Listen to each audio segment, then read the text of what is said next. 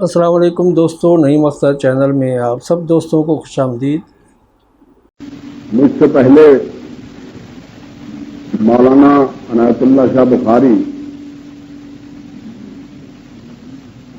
جو کچھ کہہ رہے تھے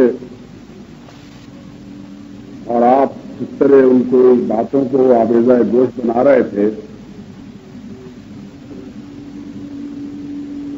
اس سے میرے دماغ میں طرح طرح کے خیالات پیدا ہو رہے تھے۔ کبھی تو ان کی قرآن خوانی سے مجھے ایک گمشدہ ہستی کا چہرہ یاد آ رہا تھا۔ آپ جانتے ہیں کہ شاہ صاحب بھی ہمارے ان شاہ صاحب کے عزیز ہوتے ہیں جو قیامت کی نیند سو گئے۔ ان کے قرآن پڑھنے سے مجھے بجنور کی ایک رات یاد آ گئی۔ میں جیل سے یہ کوئی شرک کرنے والا بات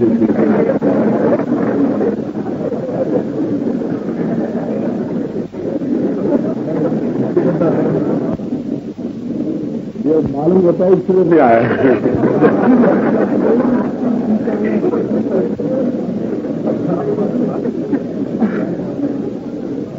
مجھے بجنور کی ایک رات یاد آ گئی۔ میں اور شاہ صاحب مرحوم مقصود وہاں پر کسی جلسے میں شامل ہونے کے لیے گئے تھے، تو شاہ صاحب نے 9 بجے تقریر شروع کی اور 2 بجے رات تک تقریر کرتے رہے۔ یقین کیجئے میں خانہ خدا میں کھڑا ہوں کہ انہوں نے 9 بجے سے لے کر 2 بجے رات تک کوئی اردو کا لفظ نہیں کہا، کوئی ترجمہ نہیں کیا، کوئی تفسیر نہیں کی، کوئی بیان نہیں کیا، کوئی واعظ نہیں کیا، کوئی دعوت نہیں دی، کوئی ارشاد نہیں فرمایا، کوئی تفسیر نہیں کی، صرف قرآن پڑھا۔ ایسا معلوم ہوتا تھا کہ قرآن نازل ہو رہا اور فرشتے شاہ صاحب کے نطق کو سوار رہے ہیں اور لوگوں کے دل کی سنگینی جو ہے وہ موم بن کر پگھل رہی ہے۔ بات ختم ہو گئی، تارے بھیگ گئے اور کچھ عرصے کے بعد آپ جانتے ہیں کہ شاہ صاحب تقریر کیا کرتے تھے، تو کبھی کبھی ایسا ہوتا تھا کہ شفق اندھیروں میں بدل جایا کرتی تھی اور پھر شاہ صاحب کھڑے ہوتے تھے، پاؤں پھٹنے لگتی تھی، اذان ہوتی تھی اور شاہ صاحب کی تقریر کا نصف حصہ ختم ہوتا تھا۔ تو میں نے شاہ صاحب سے کہا کہ شاہ صاحب آپ کے قرآن کی لذت، پڑھنے کی لذت جو ہے وہ میرے دل میں بھی نقش ہوتی چلی گئی ہے۔ ایسے معلوم ہوتا تھا کہ دل ایک سادہ کتاب ہے جس پر تاثیر کا قلم اپنے نقش و نگار بناتا چلا گیا، لیکن اس قرآن کا اثر کیا وجہ ہے کہ مسلمانوں کے مزاج پر، مسلمانوں کی طبیعتوں پر، مسلمانوں کے دلوں پر اور مسلمانوں کے دماغوں پر نہیں ہوتا؟ تو شاہ صاحب نے ایک سردا کھینچی اور کہنے لگے کہ تم نے اپنا سوال ذرا پیچیدہ کیا ہے، اس سوال کو پلٹایا بھی جا سکتا ہے، اور وہ اس طرح پلٹایا جا سکتا ہے کہ مرچ جیل میں شیر جنگ ایک ٹیررسٹ ہوتا تھا، انقلابی بم پھینکنے والا، جس کو 20 سال کی قید تھی اور جس نے چلتی ہوئی گاڑی کو لوٹا تھا۔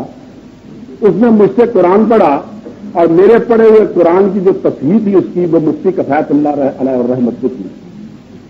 تو پڑھنے کے بعد انہی سے ترجمہ پڑھا، پڑھنے کے بعد وہ کہنے لگا کہ شاہ صاحب میں نے سارا قرآن پڑھا، اس میں ہر بات آ گئی، ان میں حقائقیں بھی آ گئی، ان میں داستانیں بھی آ گئی، ان میں فرائض بھی آ گئے، ان میں عبادات بھی آ گئی، ان میں اعتقادات بھی آ گئے، ان میں معاملات بھی آ گئے، ان میں قوموں کا انجام بھی آ گیا، اس میں تاریخ بھی آ گئی، لیل و نہار کے طلوع و غروب کے سلسلے بھی آ گئے، ان میں نشیب و فراز کے قوانین بھی آ گئے، ان میں سوسائٹی کا نظام بھی آ گیا، ان میں حکومت بھی آ گئی، مملکت بھی آ گئی، قومیں چوتر بنتی ہیں، ملتیں کس طرح زندہ رہتی ہیں، کس طرح مٹتی ہیں، کس طرح جوان ہوتی ہیں، کس طرح پروان کرتی ہیں، کس طرح ان پر جوانی آتی ہے، کس طرح ان پر سہولت آتی ہے، کس طرح ان پر بڑھاپا آتا ہے، اور کس طرح وہ گور کنارے چلی جاتی ہے، سب چیزیں آ گئی۔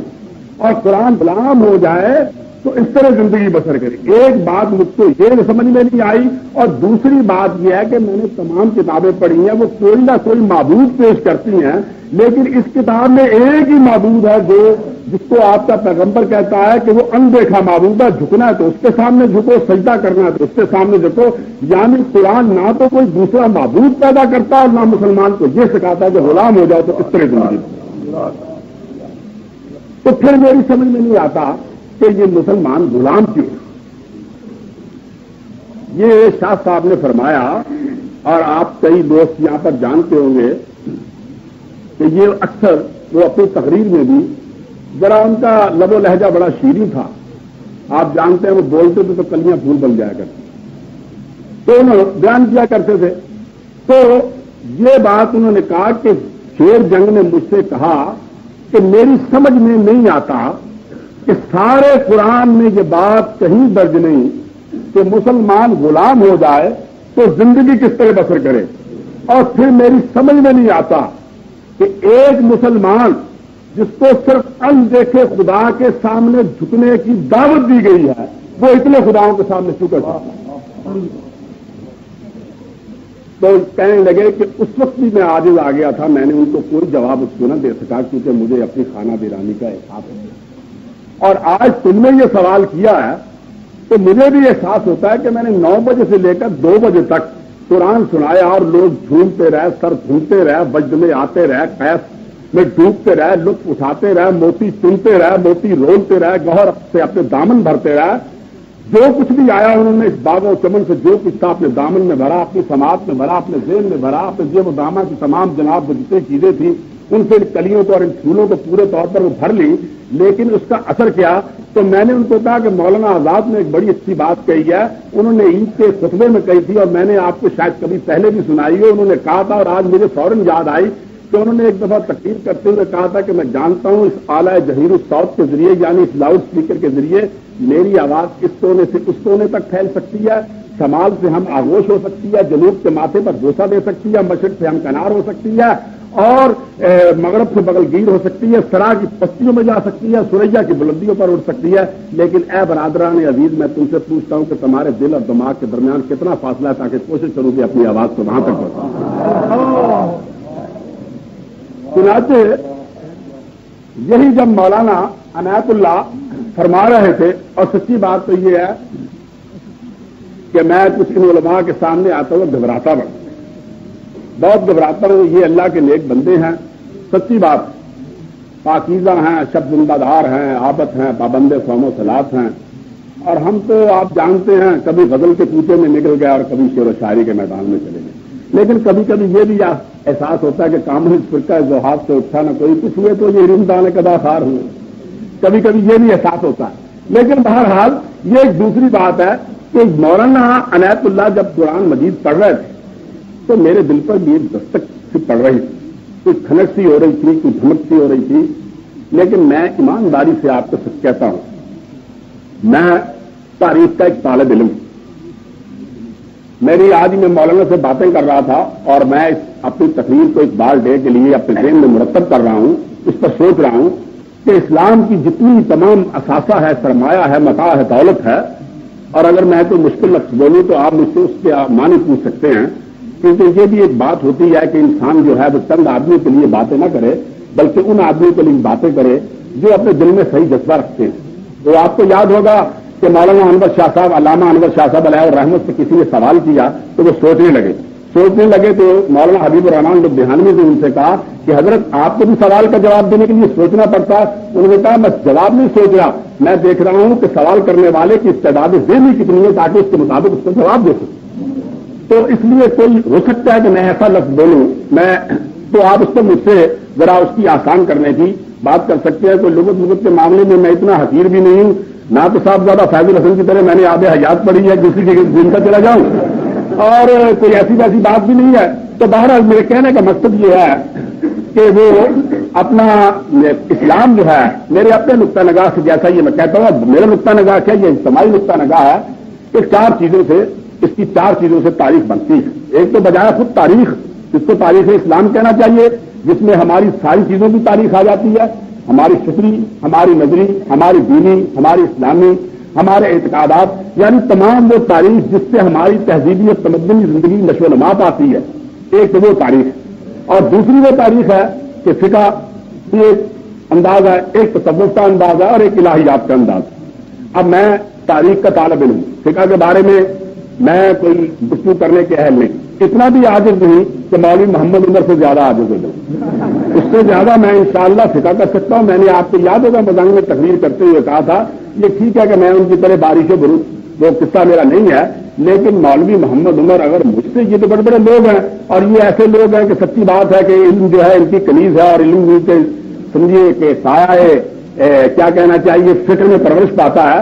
لیکن بہرحال یہ جو ہمارے اس طرح کے مولوی ہیں جنہوں نے یہ دین کا ایک خاص ڈھانچہ بنا رکھا ہے، اور جس کے لیے ابھی مولانا عنایت اللہ بڑا زور دے رہے، اور آپ اس کو ہنس کر سنتے ہیں، ہنسیے نا، یاد رکھیے قومیں جب فنا کرنے پر قدرت آتی ہے وہ بہت سی چیزیں معاف کرتی ہے۔ میں سمجھتا ہوں کہ اللہ تعالیٰ زانیوں کو بھی معاف کر دیتا ہے، شرابیوں کو بھی معاف کر دیتا ہے۔ میں تو سمجھتا ہوں کہ حق کی اگر حمایت کی جائے تو اللہ تعالیٰ مجھ جیسے گناہگاروں کا بھی پردہ پوش ہو جائے، لیکن خدا کا غضب اگر کسی کو معاف نہیں کرتا تو شرک کرنے والے کو کبھی معاف نہیں کرتا۔ میں اپنے تاریخی مطالعے کی بنیاد پر، اب جیسا کہ میں آگے چل کر آپ کو بتاؤں گا کہ ہمارے ہاں شرک کیسا آیا اور اس کا سیاسی پس منظر کیا ہے، اور یہ انگریز جاتے جاتے ہمیں کیا چیزیں دے گیا، آپ کو معلوم نہیں۔ یہ شرک پرانی بھی اس کی ایک تاریخ ہے، کچھ جاتے جاتے یہ انگریز ہمارے ملک میں، جانتے نا آپ انگریز ہوتا تھا اس ملک میں، مسلمانوں کو تو جانا، انگریز کو جانتے نا آپ کہ سن 47 سے پہلے اس ملک میں ایک انگریز ہوتا تھا،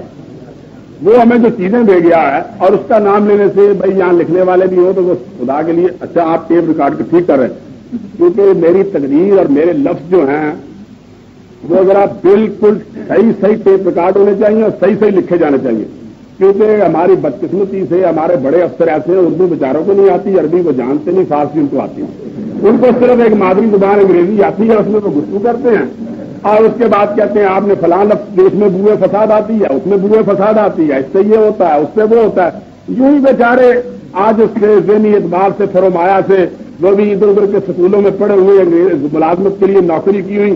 میں آپ کو سچ کہتا ہوں، اس قسم کے بڑے بڑے PhD بڑے بڑے افسر، ایک افسر مجھ سے پوچھنے لگے، بہت بڑے افسر تھے، مجھ سے پوچھنے لگے، ایک دفعہ میں نے ایک نظم لکھی یا کیا لکھا تو مجھے کہنے یار بات تو سنو، یہ مجھے ذرا سیاسی طور پر یہ شیعہ سنی پس منظر سمجھا دو، شیعہ سنی پس منظر سمجھا دو کہ جھگڑا کیسے چل رہا ہے۔ میں نے کہا بھائی میں ان کی مذہبی تاریخ سے تو زیادہ واقف نہیں، لیکن بار بار موٹی موٹی چیزیں یہ آ رہی، ایک میں کتاب ان کو شاہ عبدالعزیز کو اٹھا کر دے آیا اور ایک مسلم ملک کی دے آیا، میں 2 کتابیں دے آیا، میں نے کہا یہ طائب ہوئے تھے اور انہوں نے ان کی پر تنقید کی تھی کہ دونوں کتابیں پڑھ لو، تو وہ مجھے کہنے لگے اچھا ایک بات تو جاتے جاتے مجھ کو بتا دو۔ میں نے کیا کہنے لگے یہ حضرت عائشہ شیعہ تھی یا سنی،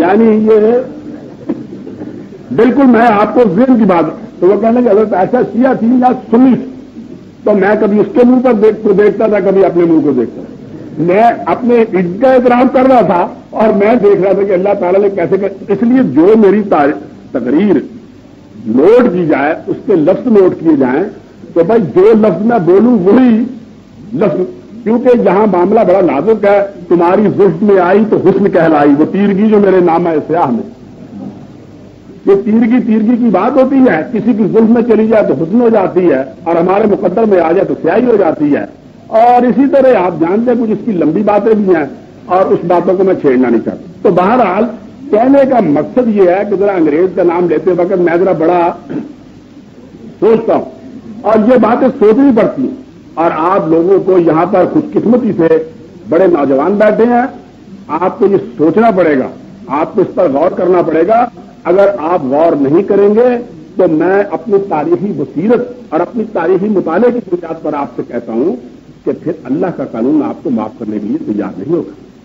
اللہ کا قانون کبھی معاف نہیں ہوگا، اس وقت کبھی معاف نہیں کرے گا، کبھی آپ کے لیے اس طرح کی بخشش اور عفو لے کر نہیں آئے گا، کیونکہ یہ چیزیں ہی ایسی ہیں کہ جن چیزوں پر غور کرنے سے، جن چیزوں پر تدبر کرنے سے، جن چیزوں پر تفکر کرنے سے ہمارے سامنے یہ راہیں کھلتی ہیں۔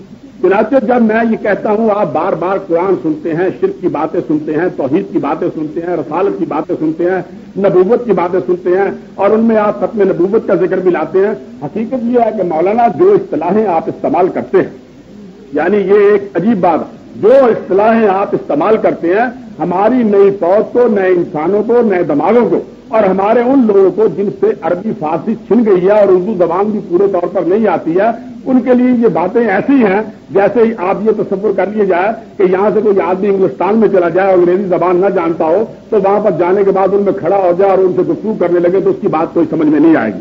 या कोई ऐसा आदमी जो ठेठ पंजाबी जानता हो, गवार टाइप का आदमी हो या ठेठ खास किस्म की पश्तो जानता हो और पश्तो भी ऐसी पश्तो जानता हो वही जो अपना बल्लू और कुहाड़ के जिलों में बोला जाती है और वो भी समझ में नहीं आती, उनका तलफ़ुज़ भी अजीब किस्म का होता है, या कोई सिंधी जो ठेठ किस्म की सिंधी पीर पगाड़ू के इलाके की बोलता हो, या कोई बंगाली जो इस किस्म की बंगाली बोलता हो जिस पर जोर मौलाना भाषानी दिया करते हैं, तो ये ऐसी चीजें हैं वो इंग्लिस्तान में चला जाए और जाकर अपनी जबान में उनको समझाना चाहे और उनकी जबान में खुद समझना चाहे और उनको समझ ना आती हो तो जाहिर बात है कि सवाए सकूत और सन्नाटे की कोई बात नहीं होगी। फिर अशार आते हैं, अशारात से जहां तक काम ले लिए, जाहिर बात है कि इशारात समझा तो सकते हैं, वो फहम और इदराक में कोई बात ला तो सकते हैं, लेकिन तफसील और उसका पूरे तौर पर उसकी जो कहानी है पूरी तौर पर जो दास्तान वो आपके ज़हन में इल्का नहीं कर सकते, ना उतार सकते हैं।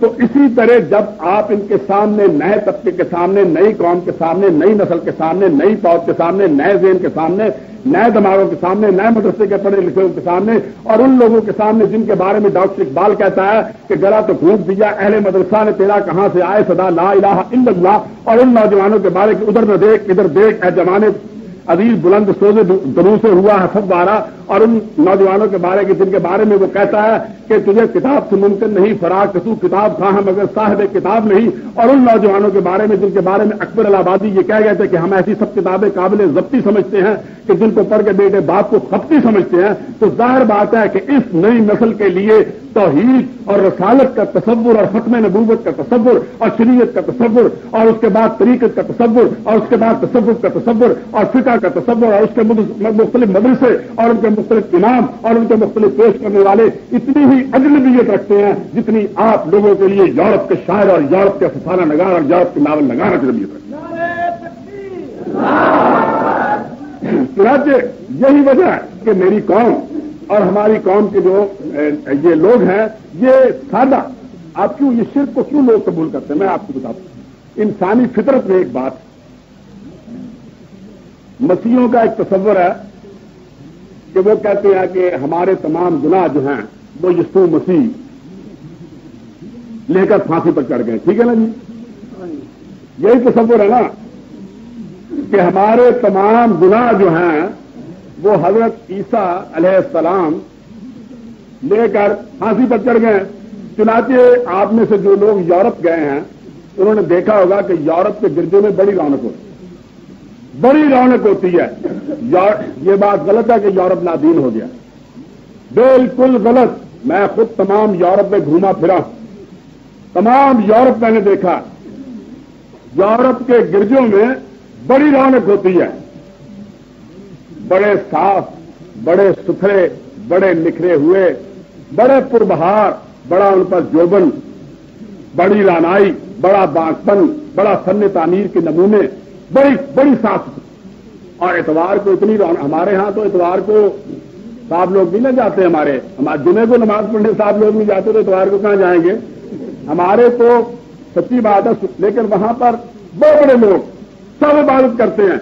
आपने देखा होगा यहां पर मलका बरतानिया आई थी ना, मलका इंग्लिस्तान, जितने दिन वो यहां पर रही अपने गिरजों में जाती रही, वहां पर खुतबा देती रही, यही तकरीर करती रही, और बड़े बड़े, ये तो छपने नहीं दीजिए यहां पर खुतबे, अब मैं बात नहीं करना चाहता, फिर तो रिपोर्ट कर देगा।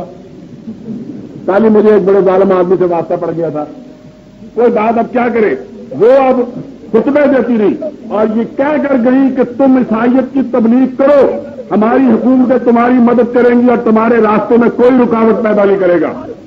मैं आपको सच कहता हूं, तमाम पाकिस्तान के उलमा इकट्ठे होकर भी जोर लगा रहे हैं मौजूदा हुकूमत पर कि ईसाइयत की तबलीग को यहां पर रोक दिया जाए, तो मौजूदा हुकूमत कभी नहीं मानी। इस नारा तकबीर का मतलब पूछ लीजिए।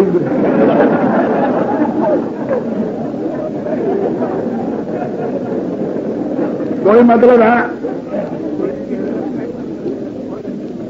کوئی مطلب نہیں.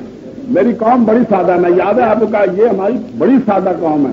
یہ تقریر عطا اللہ شاہ بخاری کی سنا کرتی تھی, حکومت سکندری یاد کی مانا کرتی تھی, اخبار مولانا ظفر علی خان کا پڑھا کرتی تھی, شاعری اپنا علامہ اقبال کی بیلجا علامہ مشرقی کا, یہ نماز مولانا غلام اللہ کے پیچھے, یہ اور قوالی مولوی محمد عمر کے گھر میں. کون ہے؟ یعنی میں کہہ رہا ہوں عیسائیت تو نہیں ہو سکتے. وہ کہتے ہیں نعرہ تکبیر اللہ.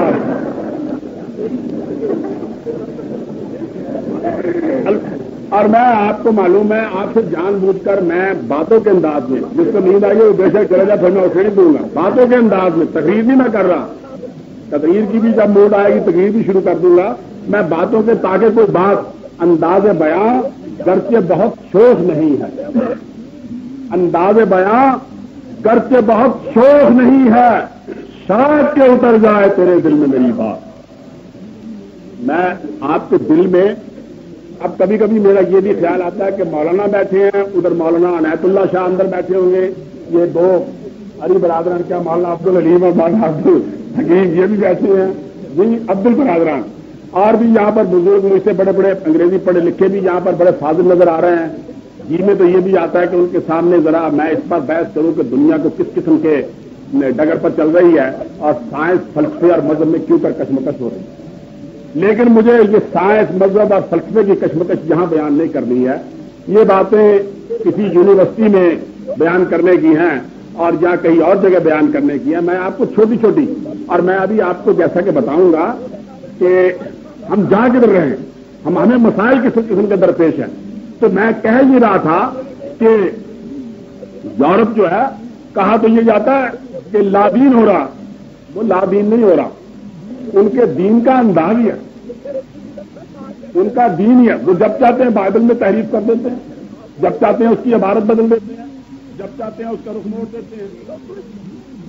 انہوں نے اپنا ایک خاص, تو چنانچہ اتوار کو وہاں پر بڑی رونق ہوتی ہے. وہ کیوں رونق ہوتی ہے؟ وہ اس لیے رونق ہوتی ہے کہ ہفتے بھر کے گناہ اکٹھے کر کے ان کی قواریاں لے جاتے ہیں پادری صاحب کے سامنے, اور پادری صاحب ان کو مقدمہ دے دیتے ہیں اور کہتے ہیں کہ تمہارے تمام گناہ یسوع مسیح میں معاف ہیں. یہی بات ہے جی. اور یہ گویا ان کے ہاں سننے والی بات. مذہب کا تصور یہ ہو گیا ہے بھائی آپ بیٹھ جائیں یا چلے جائیں, یہ چھوٹے چھوٹے بچے یا چلے جائیں یا بیٹھ جائیں. اس سے آدمی کے خیالات کا رشتہ ٹوٹ جاتا ہے. اگر آپ مجھ سے یہ سننا چاہیں کہ میں آپ کو شعر و شاعری سناؤں یا کوئی افسانے سناؤں یا روایات سناؤں یا کوئی ایسی ویسی, میں تو جو بات میرے ذہن میں وہ آپ کو سناؤں گا.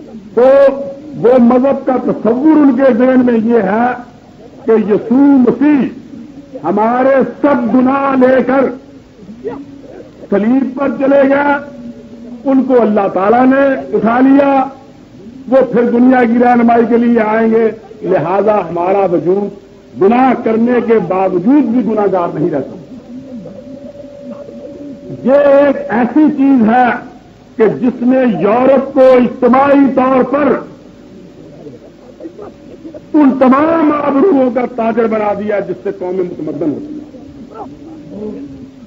ان تمام آبروؤں کا تاجر بنا دیا ہے جس سے قوموں میں تہذیب اور تمدن نشو و نما پاتے ہیں. اور یہ ہمارے نئی فوج بھی جو اس راستے پر چل رہی ہے, اور ہمارے بڑے بڑے یورپ زدہ فرنگ زدہ یہ شاہ دل پہ زمزموں کی دھن تراشتے رہے, نشے منوں پہ بجلیوں کا کارواں گزر گیا. یہ لوگ جو دین میں آسانیاں پیدا کرنے کے لیے نکلے ہیں, جو حدیث کو خارج کرتے ہیں, قرآن پر نظام قائم کرتے ہیں, اور پھر اس کے بعد اب میں کیا بتاؤں کہ کیسے کیسے کتنے نشو و نما پا رہا ہوں. میں اس کی بھی آپ کو پس منظر آگے. تو یہ ایک ایسا تصور ہے کہ انسان, چنانچہ آپ دیکھیے کہ یورپ کی قومیں بڑی دغاباز قومیں ہیں, بڑی دغاباز قومیں ہیں.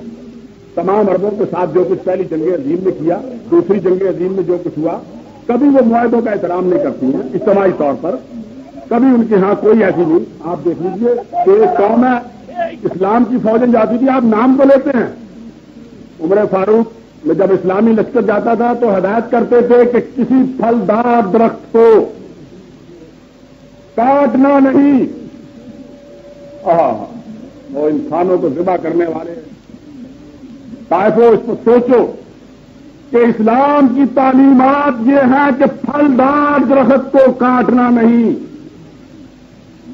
اور یورپ کی جنگ کا خاصہ یہ ہے کہ تمہارے مجاہد میدان جنگ میں جا رہے ہیں, کتنی کواریاں ہیں جو ان کو اپنے بھروسے دیتے ہیں تاکہ وہ خوشی کی کتابیں اس پر پڑھیے, مہمائش پڑھیے, یہ ان کا ایک تصور ہے, اچھا ہے برا میں.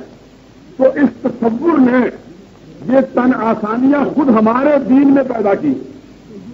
لوگ کہتے ہیں کہ اچھا بھائی گناہ کرو, راتیں گزارو, سب کچھ کرو, ایسا کوئی. تو یہ بات کیا ہے کہ ہمارا جو اونچا طبقہ ہے, میں آج ہی مولانا سے کہہ رہا تھا, وہ اسلام کے حقوق سے تو فائدہ اٹھاتا ہے. اسلام جو ان کو حقوق دیتا ہے اس سے فائدہ اٹھاتا ہے, لیکن جو فرائض ان کے سپرد کرتا ہے اس سے بغاوت کرتا ہے. فرائض وہ ادا کرنے کے لیے تیار نہیں. تو چنانچہ ہماری قوم کی حالت جو ہے اس نے بھی وہ عیسائیت ذہنی طور پر قبول کی کہ لوگ سمجھتے ہیں حج کی ضرورت نہیں, پیر کی قبر پر چلے جاؤ کافی. لوگ سمجھتے ہیں کہ اپنے پیر کی خیر منا لو کافی, 11ویں دے لو, 30ویں دے لو, 4تھا دے لو, 17ویں دے لو, ڈھول پہ ناچ لو, سماج کی محفل, ہر وہ چیز جس کا ثبوت قرآن مجید سے, سیرت رسول اللہ سے اور حدیث شریف سے نہیں ملتا ہے, حتیٰ کہ فقہ کی کتابوں سے نہیں ملتا.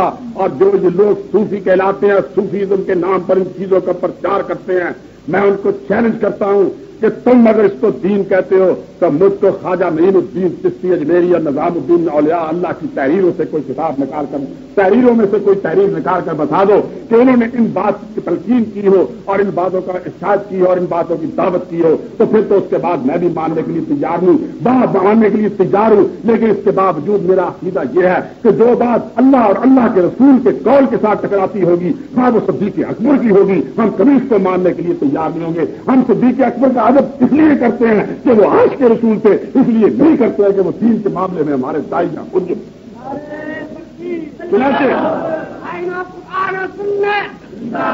چنانچہ یہ چیز ہمارے ہاں آئی اور خوب پھیلی.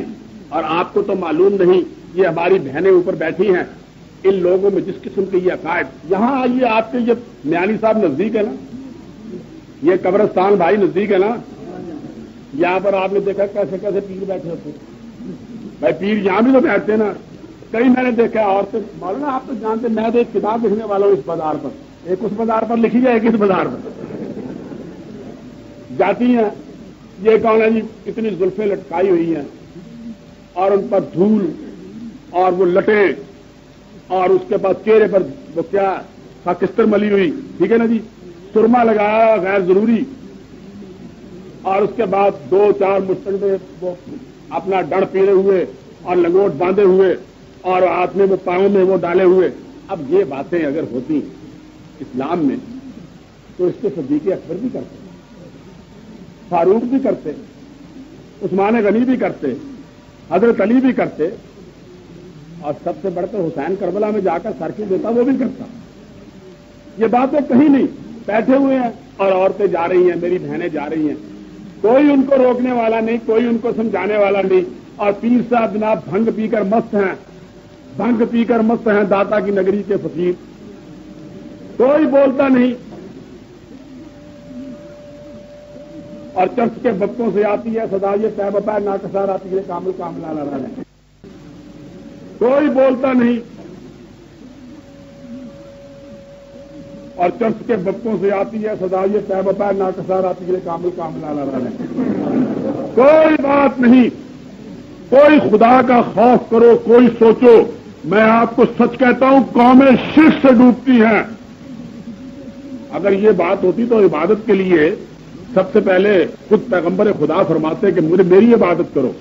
صدیق اکبر کہتے, صدیق اکبر ان کے پاؤں کو بوسہ دیتے, لیکن کہیں نہیں کہا. خیر میں یہ بات آپ کو, یہ تو مولانا آپ کے سامنے, لیکن جناب یہ آپ کے ہاں اب پیروں کا تصور ایسے آ رہا ہے اور قرآن مجید میں تحریف کی جاتی ہے. سورہ یوسف میں جہاں یہ ذکر آتا ہے کہ امت کہے گی کہ ایک دفعہ یہ لوگ کہیں گے کہ ایک دفعہ ہمیں پھر دنیا میں بھیج دے. ایسا کیوں نہیں؟ پھر دنیا میں بھیج دے تاکہ ہم نے جو کیے ان کی ہم کو سزا نہ ملے اور ہم جزا کا اثاثہ لے کر آئے. اور میرے سامنے مولوی صاحب بات کرتے ہیں کہ پھر تم اس وقت کہو کہ ہم کو دنیا میں بھیج دو تاکہ ہم اپنے پیر فقیر منا کر آئیں, ان کو سجدے کر کے آئیں, ان کی زمینیں اپنی ان کے آسمانوں پر رگڑ کر آئیں. میں نے خود اس قسم کی تقریریں سنی ہیں اور میں آپ کو سچ کہتا ہوں کہ نئی قوم یہ اس طرح باغی ہو رہی. اب جاتی ہیں بہنیں جاتی ہیں اور یہ جانتے ہوئے یہ چرچ پی رہا ہے, بھنگ پی رہا ہے. آپ کے ہاتھ میں جوتا ہونا چاہیے کہ اس قسم کے یعنی یہاں پر خدا بھی بن جاتے ہیں. اور پنجاب کی سرزمین میں پہلے نبی بنتے تھے, کبھی خدا بنتے ہیں, کبھی کچھ بنتے ہیں, سب چیزیں یہاں پر. اور آپ دیکھتے ہیں کون, میں خدا کی قسم کھا کر کہتا ہوں کہ کوئی کسی کو بیٹا پیر نہیں دے سکتا. کوئی پیر کسی کو بیٹا نہیں دے سکتا, نہ مار سکتا ہے, نہ زندہ کر سکتا ہے, نہ جلا سکتا ہے, نہ حیات بخش سکتا ہے. زندگی بھی اس اللہ کے قبضے میں اور موت بھی اس اللہ کے قبضے میں. کوئی کچھ نہیں کر سکتا. لیکن بہنیں جاتی ہیں اور یہ ناچ رہے ہوتے ہیں. یہاں آپ کے ہوتے ہیں یہ قبرستان میں میانی صاحب کے. اور پھر کرتے کیا, جب گرفتار ہوتے ہیں تو کیسے ہوتے ہیں کہ قبریں کھودی ہوئی ہیں 4 اور پولیس ان کی تلاشی لیتی ہے. اور تلاشی لینے کے 4تھی قبر میں جا کر جناب شراب کی بکری پہنتی ہے. اور آپ ان کو مانتے ہیں. داتا صاحب کے جب جاتے تھے وہاں پر میں نے دیکھا ان کا ایک سنگ ہے داتا صاحب کا, اتنا کسی نے ان کی کتاب نہیں پڑھی. کوئی جانتا نہیں کہ کشف المحجوب میں وہ کیا لکھا ہے. سب سے بڑا معاہد, توحید کی اشاعت کرنے والا, خدا کا نیک بندہ. جب یہاں پر کفرستان تھا, جب یہاں پر اللہ کا نام لینا جرم تھا, جب یہاں پر بالکل تاریخیاں چھائی ہوئی تھی, وہ یہاں پر آیا اور اس نے آ کر یہاں پر توحید کا پرچم بلند کیا. آپ جاتے ہیں ہماری بہنیں اور جانے کے بعد اپنی چٹیا کے بال کاٹ کر وہاں پر باندھ آتی ہیں. کیا آپ کے پیر آپ کے معاشروں کے دلال رہ گئے؟ یہ کیوں آیا؟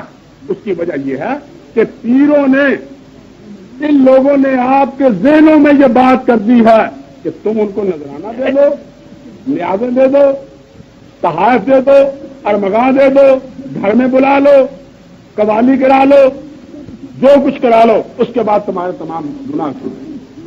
یہ بالکل عیسائیت کا تصور ہے, بالکل عیسائیت کا تصور. اور عیسائیت کا یہ تصور کیوں پیدا کیا گیا, اس کی ایک بڑی لمبی تاریخ ہے. دوستو, سچی بات تو یہ ہے کہ کبھی کبھی آپ سے بڑی کھل کر جی چاہتا ہے کھل کر باتیں کیجیے. یہاں پر پیری کہیے, آپ سندھ میں جائیں, آپ کو معلوم ہے سندھ میں ایسی گدیاں ہیں کہ اگر پیر کے ساتھ آپ بیٹھ جائیں تو 1 منٹ میں آپ کو گولی سے ہلاک کر دیا جائے. 1 منٹ میں گولی سے ہلاک کر دیا جائے گا. اسی طرح یہاں ملتان کے ضلع میں, یہاں میں نے ایک پیر صاحب سے کہا کہ میں آپ کو ایک واقعہ سناتا ہوں, میں نے شاید پہلے بھی سنایا ہو. سور وردی صاحب کے ساتھ میں ایک جگہ گیا ملتان, تو وہاں پر کچھ لوگ نعرہ لگائیں, نعرہ تکبیر. اب چپ, کوئی نعرہ نہیں لگا رہا. وہ پھر کہتے ہیں شیر شاہ سوری میں, شیر شاہ میں کہا نعرہ تکبیر, پھر وہ خاموش. تو سور وردی کے ساتھ جو آدمی گئے تھے وہ کہتے بھائی یہ عجیب ہے, آدمی تو ہمارے 10,000 استقبال کے لیے آئے ہوئے ہیں, نعرہ کوئی نہیں لگا رہا. تو جب سور وردی اتر کے آگے گئے تو ایک نے کہا شہیدہ سورا وردی, دوسرے نے کہا ہو.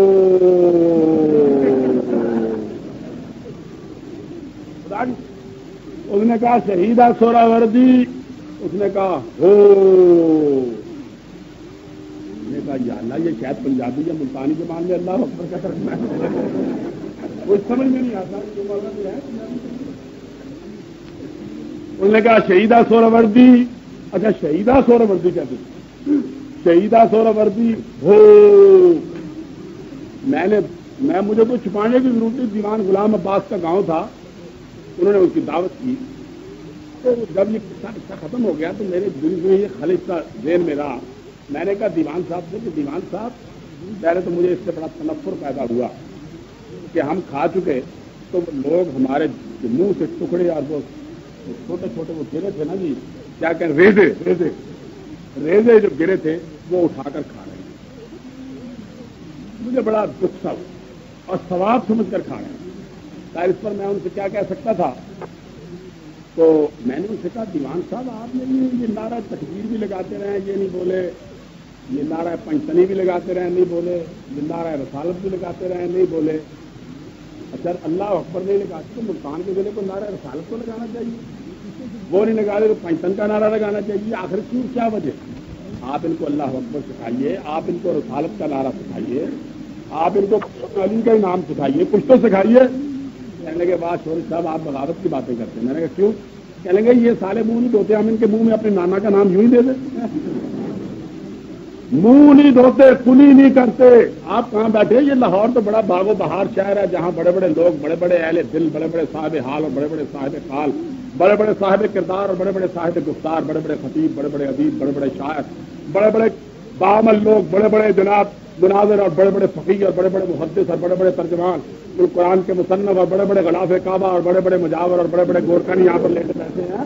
یہ تو سرزمین ہی بڑی مقدس ہے، یہاں پر تو آپ ابھی میں تقریر کر کے جاؤں گا، کوئی کچھ تبصرہ کرے گا، کوئی کچھ تنقید کرے گا، کوئی لاہور تو ایسی جگہ ہے جسے میں خانہ کہتے ہیں، یہاں پگڑی اچھلتی ہے اور بقول اکبر الہآبادی کے سید اٹھے جو گزٹ لے کے تو لاکھوں آئے، شیخ قرآن سناتے میرے پیسہ نہ ملا۔ اور اسی سرزمین کے متعلق اقبال نے بھی کہا تھا، ایک شیعہ دوست اقبال کے پاس گیا اور کہا کہ حضرت آپ یہ فرمائیے کہ دنیا میں سب سے مظلوم کون ہے؟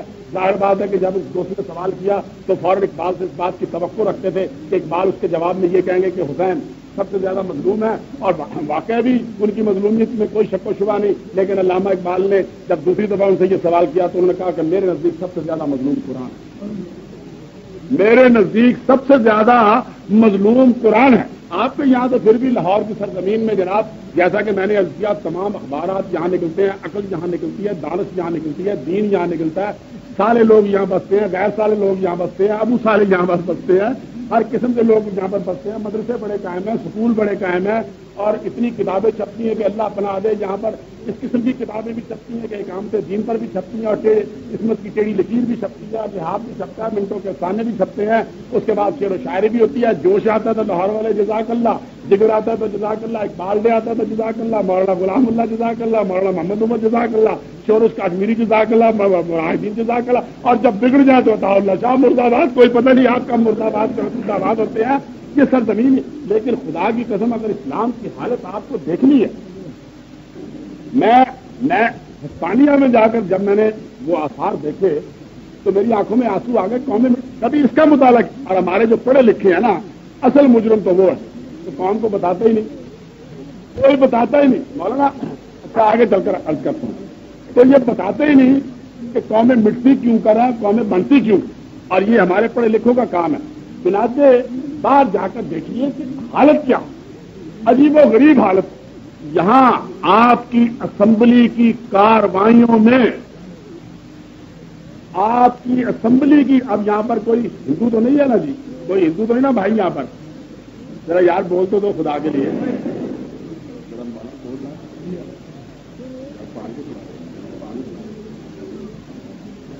تو مولوی صاحب بیٹھ جاؤ، یہ پانی لانے دے دیں۔ تو بھائی آواز کسی کو دے دو، یار پانی لے آئے، اب آپ کیوں جا رہے ہیں؟ ذرا گرم پانی۔ اب کوئی یہاں پر ہندو تو نہیں نا جی، آپ اسمبلی کی کاروائی اٹھا کر دیکھ لیں، نمبر 1۔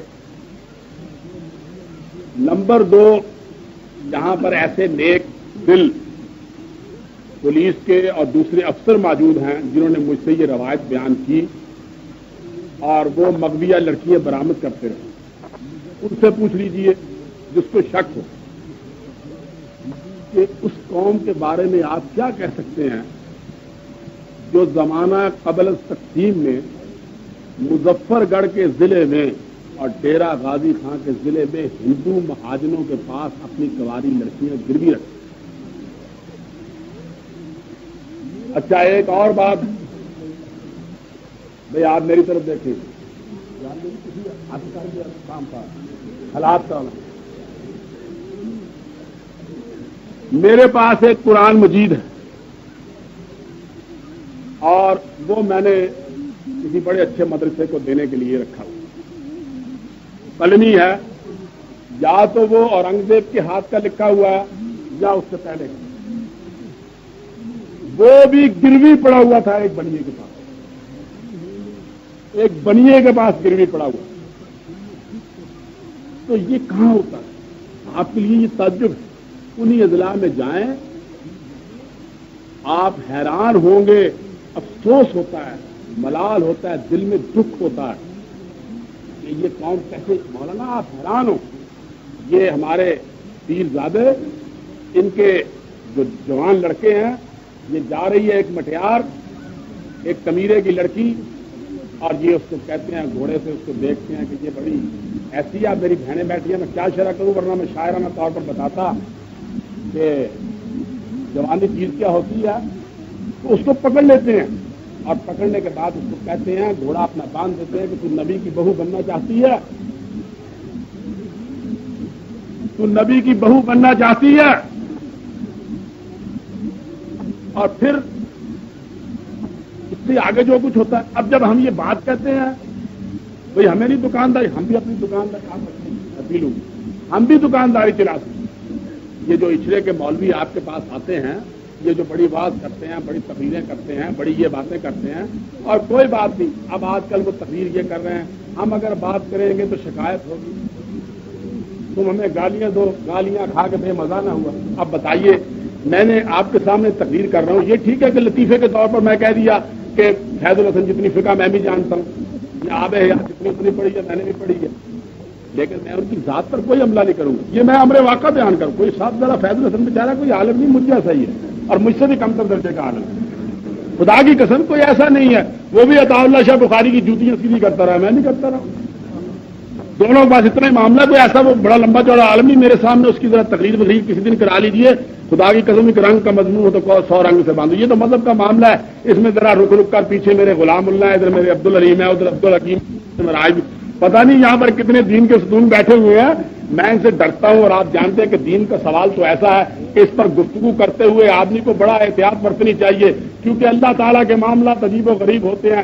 100 سال تک زاہد عبادت کرتا رہے، لیکن 1 سیکنڈ کے لیے لغزش ہو جائے تو 100 سال کی عبادت ضائع ہو جاتی ہے. اور ایک رند 100 سال تک گناہ کرتا رہے، لیکن 1 سیکنڈ کے لیے نیکی کرتے اور اللہ کی بارگاہ میں قبول ہو جائے تو اس کے لیے جنت کا دروازہ کھل جاتا ہے. اس لیے میں اس معاملے میں ذرا محتاط ہوں. باقی سیاست ہو، ادبیات ہو، فلسفہ ہو، سائنس ہو، یہ ثقافت ہو، یہ تہذیب ہو، یہ تمدن ہو، یہ اس کی روایات ہو، یہ اس کی تاریخ ہو، یہ عمرانیات ہو، سوشیالوجی ہو، جو بھی ہو، فیض الحسن ہو، میں ہوں، آمنے سامنے تقریر ہو، ایک رنگ کا مضمون ہو تو 100 رنگ سے باندھوں، اور بولنے پر آ جاؤ تو 17 الفاظ بنتے چل جائیں اور ماتاب اپنی جان بھی بچا سکیں. یہ کوئی ایسی بات نہیں ہے. تقریر کرنا کوئی مشکل فن نہیں ہے. مصیبت یہ ہے کہ میں نے اندوں کی نگری میں ناحق اپنے دیپ جلائے، یا بقول حفیظ جلندری کے کہ اناریوں سے تجھے کھیلنا پڑا ہے، دوست سجا سجا کے انہیں چال مات کھائے گا. چال ان کو بتا اور مات خود کھائے جا والا قصہ ہے. اور سب سے بڑی بات یہ ہے کہ جن لوگوں کے پاس یہ ہماری تقریریں نوٹ ہو کر جاتی ہیں، وہ بقول غالب کے پکڑے جاتے ہیں. فرشتوں کے لکھے پہ ناحق آدمی کوئی ہمارا دم تحریر بھی تھا. یہ جو ملائکہ مقربین لکھ کر لے جاتے ہیں، الفاظ ان کی سمجھ میں نہیں آتے. مولانا ظفر علی خان ایک دفعہ تقریر کر رہے تھے، ایک صاحب نے اعتراض کیا، اور مولانا نے کہا کہ میرے مخلص بھائی نے مجھ پر یہ اعتراض کیا. تو وہ کہتا مولانا خاموش ہو جائیے، میں کہاں کا مخلص ہوں، ہمیشہ آپ کو چندہ دیتا رہا.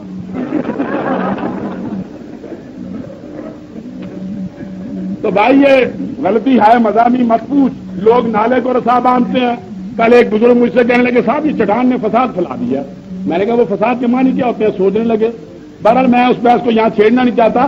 تو یہ ہمارے جو نازک نام لوگ ہیں، نازک مزاج شاہ ہے، اے اندلیب نادا دمدر گروپ بند، نازک مزاج شاہ تاب سخن دارد. یہ ہمارے جو بادشاہ نا بھولے بھالے، یہ نور جہاں والے قسم کے لوگ، یہ جہانگیر قسم کے لوگ، یہ بابر کے بیٹے، یہ سکندر کے بیٹے، یہ دارا کے بیٹے، یہ صلاح الدین دہلی کی یادگار، یہ نئے نئے بادشاہ، نئے نئے نظام دکن جو پیدا ہو گئے ہیں، اور ان کے جو عوان و انصار پیدا ہو گئے ہیں، جو ان کے یاجوج ماجوج پیدا ہو گئے ہیں، جو ان کے ہاروت ماروت پیدا ہو گئے ہیں، جو ان کے رام رولیا پیدا ہو گئے ہیں، یہ ہماری سمجھ میں نہیں آتے. زبان ان کو نہیں آتے. ہم زبان بولتے ہیں، صاف بولتے ہیں، چار چوٹ چوکس بولتے ہیں، بے عیب بولتے ہیں، دھاک کی زبان بولتے ہیں، امیر منائی کی زبان بولتے ہیں، شبلی کی زبان بولتے ہیں، ظفر علی خان کی زبان بولتے ہیں، عطا اللہ شاہ کی زبان بولتے ہیں، ابوالکلام کی زبان بولتے ہیں، حمید نظامی کی زبان بولتے ہیں. لیکن ان کی سمجھ میں نہیں آئی. وہ کہتے ہیں کہ بس جو زبان ہے انگریزی ہے، کیونکہ وہ ان پر القاع ہوئی ہے. اور سچی بات ہے انگریزی زبان ہی ایسی ہے. تو بھی گریجویٹ ہے، میں بھی گریجویٹ، علمی کو باعث ہو ذرا پاس آ کے لیٹ والا قصہ ہے. اس کے سوال کی کوئی چیز کمزور نہیں آتی ہے. میں کیسے کر سکتا ہوں اور آپ کیسے کر سکتے ہیں. تو بات یہ ہے کہ اگر اس قسم کی بات ہو، یار ہے کی تم لوڈ کرنا دے. اچھا تو پھر جی ضرور. کیا فرمایا آپ نے؟ اچھا آپس میں کوئی بات نہیں, آپس میں گلی ڈنڈا کھیلتے رہیے. تو بات یہ ہے جو میں آپ کے ذہن میں ڈالنا چاہتا ہوں, یہ میں کوئی دو زبان ہے, انگریزی ہے کیونکہ وہ ان پر القاء ہوئی ہے, اور سچی بات ہے انگریزی زبان ہی ایسی ہے. تو بھی گریجویٹ ہے, میں بھی گریجویٹ, علمی کو باعث سے ہو ذرا پاس آ کے لیٹ والا قصہ ہے. اس کے سوال کی کوئی چیز ہی سمجھ میں آتی ہے, میں کیا اس پہ کر سکتا ہوں اور آپ کیا ان پہ کر سکتے ہیں.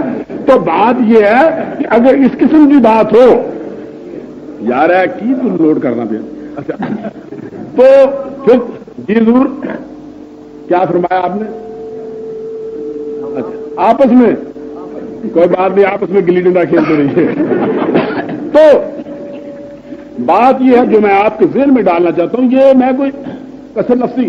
اب یہ دین کا معاملہ ہے, مولانا نے بڑا سنا, لیکن مسلمان جو ہے سچی بات ہے وہ اپنی روایات ہی کھو چکا. مولانا سچی بات یہ ہے کہ وہ اپنی روایات ہی کھو چکا.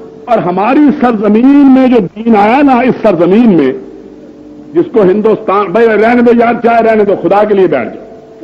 میں جب جاؤں گا اس وقت مجھے چائے پلا دیے. مجھ تک کب ان کی بزم میں آیا تو دور جام ساکی نے کچھ ملا نہ دیا اور شراب میں بیٹھ جائیے. تو یہ جو دین ہم تک آیا ہے یہ سننے والی بات. پانی پلا دیں, یہ ذرا آپ نوٹ کر کے جائیں. اچھا جی, یہاں آ جاؤں میں یہاں. دیکھیے میں آپ کو تاریخی اس بات سے, حقیقت یہ ہے کہ ہندوستان اور پاکستان میں جو دین آیا وہ اس وقت دین آیا جب دین کا مرکز مدینے سے دمشق اور دمشق سے بغداد کی طرف منتقل ہو چکا.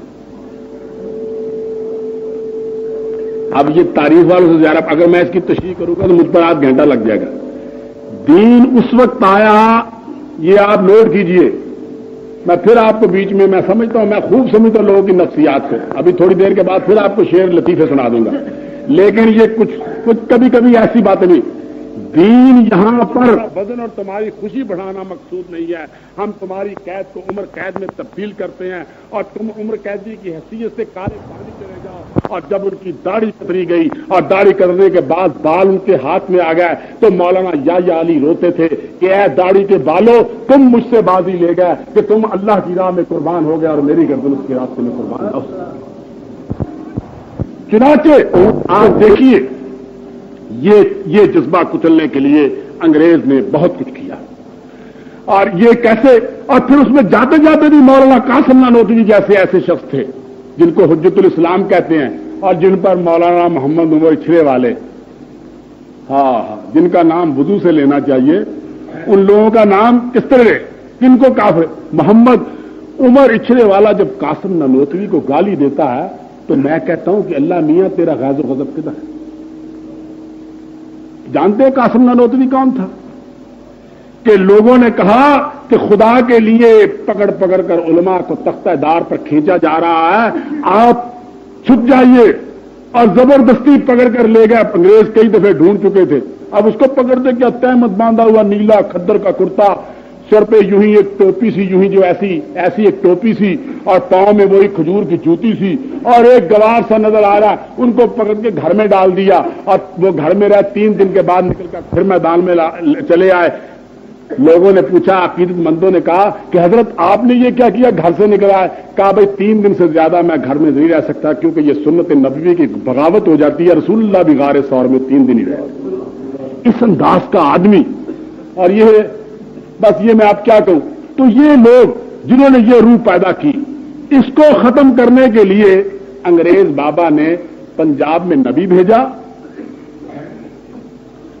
پنجاب میں نبی بھیجا مرزا غلام احمد, اور یو پی میں دارالحرب کو دارالسلام بنانے والا. یہ چیز تھی آئی اور اس نے نشو و نما پائی. چنانچہ میں آپ علماء یوں ہی چڑھاتے ہیں, آپ یوں ہی یہاں پر سوال دیوبندی اور بریلوی کا, یہ سوال ہی کوئی نہیں ہے, یہ تو ان لوگوں نے خاص طور پر یوں ہی بنا دیا ہے. بھائی علامہ اقبال کے خطوط پڑھیے,